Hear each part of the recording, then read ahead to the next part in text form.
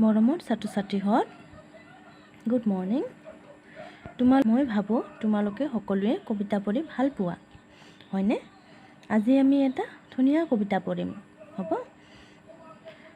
তোমালোক সকলোৱে মোৰ লগত কবিতাটো গাবলৈ চেষ্টা কৰিবা, হ'বনে? কবিতাটোৰ নাম ৰস।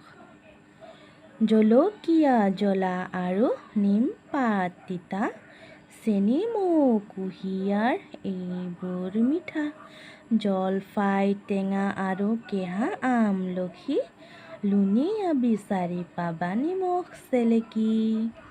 আৰু এবাৰ ক'বা দেই।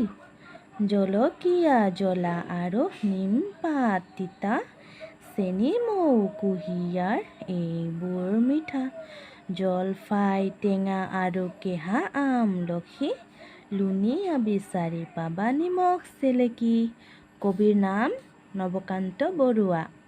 হ'ব, তোমালোকে ঘৰত সকলোৱে কবিতাটো গাবা দেই, আৰু কবিতাটো নোচোৱাকৈ গাবলৈ চেষ্টা কৰিবা, হ'বনে? Thank U.